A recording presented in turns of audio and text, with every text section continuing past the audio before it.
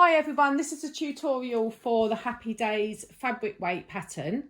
They're really handy to use to weigh down your fabric when you've got a pattern on the top and you need to cut round it. I use them all the time. I use sew a lot with stretch fabrics. I'm far more experienced with them than I am with cotton, so a lot of you are probably more experienced in sewing with cotton than I am. But these fabric weights are invaluable for keeping your pattern still while you're cutting around. So the first thing you're going to do is cut out your rectangle of fabric and you're going to lay it pretty sides upwards onto your mat. So the wrong side is facing down, pretty side facing up. You've got your 4-inch piece of ribbon that you've cut and you're going to fold that in half. Okay, to make like a little tab. This is for picking up the weights. And you're going to place that about 1 inch in from this side. Okay, and then give it a clip. So pretty sides up fabric and put your ribbon about 1 inch in after it's been folded in half in that side. Once you've done that, you're going to fold your main fabric over in half. Okay, to make like a square shape. And just very carefully lift that clip up and just catch that fabric in there. And what you're going to do is you're going to clip along the top edge and down this side. You're not going to sew this side, so just this one and this one. So we're going to clip it together, like so. And then we're going to sew along here and we're going to sew down here. And once we've done that, we're going to come back. Okay, so we're back from sewing along the edge and along the top. So there's where the ribbon is inside there. And you should have this side still completely open like that. Okay. Now, this is the bit that a lot of people find tricky to understand on the pattern. So hopefully it's going to be a lot clearer seeing it. If you flatten this bottom edge, just run your finger along it. This is the fold edge, the bit that's folded. It gives it a bit of a crease, so it gives you a bit of a guide. Okay. So what you're going to do is you're going to match up this crease here with this hem, like the join here where you've just sewn this seam. So we're going to lift the pattern up and then we're going to open it out like that. And can you see where that the seam I just pressed, the join, where I just pressed it, you've got that crease there, and then you've got the seam this side. You're going to match those two up like this. So you're going to bring it out and match that crease up with that seam. Okay?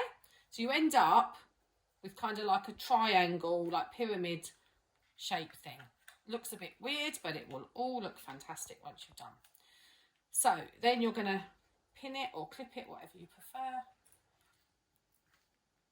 along this edge. I'll try and open my seam up because it just makes it lay a bit flatter. Pin along here and here. Now you're going to go back to the sewing machine and you're going to sew down here, but this time you're going to leave a gap of about 1.5 inches, which is probably about that much, because this is the bit where you're going to turn it outwards, because obviously it's inside out at the moment. So you're going to sew up to that mark. So when you get to that mark, back stitch it to secure it, because what you don't want to do is when you turn it inside out for it to come undone. And then join again here, leaving that gap unsewn, and then do the same there. So back stitch here, so right the way along, so that this secures this. So all you're left is that little gap open there. Okay, so we're back from sewing along, leaving our little gap.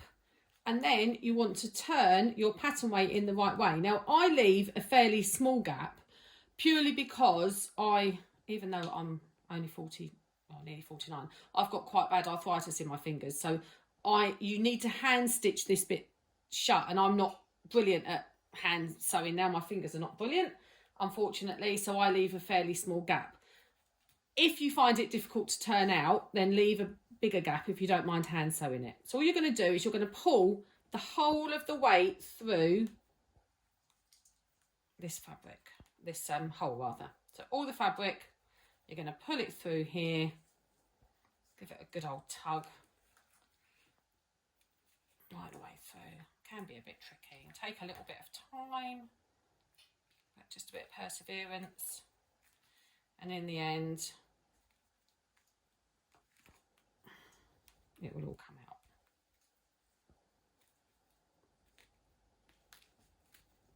See, this is why it's always a good idea to leave a slightly bigger hole than I did, but it will come out. I left an even smaller one on some of them when I was making them for my daughter for Christmas, and it took me absolutely ages to turn it the right way, but I got there in the end. Okay, so you can see why you need to backstitch to make sure that that doesn't come undone when you're pulling it around. Okay, so there you go. You've got your pattern weight, and that's where your hole is. You're just going to tuck it back inside there, and there's your little gap. Okay, the next thing that you're going to do is to poke out all of these corners, because you do not want to do that. Well, you can't do it later on because you'll have sewn it up. So I'm going to get my purple thing and give it, see how lovely it fits into those corners, gives it a nice crisp edge. And then the last corner, because obviously we've got one up there as well, just poke it through, and there you've got your basic triangle shape. Okay, I need to just poke that one out as well. There we go, brilliant. Okay, so then we've got that.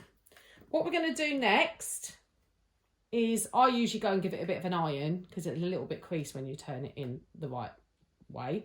So after you've given it a little bit of an iron, we're going to start to fill our fabric weight up. Okay, so I've just come back from ironing the pattern weight, the fabric weight, and I've got my funnel. I'm going to put it in the little hole that I've left. I'm just going to poke it in there and hold it up. And then I've got my little glamorous assistant here to fill it up for me. Now, you can use rice or play pit sand, anything that will go through this funnel. I've got some barley I had in that she's very kindly filling up for me. Just give it a shake to get it in. Oops, I just pulled it out. And then you're just going to fill the whole thing up, or as much as you like, up with your whatever filling that you've chosen to. Okay, so I've filled my pattern weight right up with the help of my lovely granddaughter, and we've just got a little hole left, and I've just threaded up a needle and thread to start sewing this hole closed. And I mean, I'm no perfect seamstress, but I just sew across like that. I'm sure people are looking at this thinking, oh my word, what is she doing? Because there's a better way of doing it, and if there is, please feel free to do it. This works for me. It closes the hole, and no one can see it anyway because it's underneath. So I've just sewn that right the way closed, like that, and then I'm just gonna finish it off. I always put a knot in it, and then I take my thread somewhere back through, pull it tight, snip it, and then it disappears within there. And there you have it, your finished pattern weight, ready to weigh down all the other fabulous Happy Days sewing patterns that you buy and have a go of.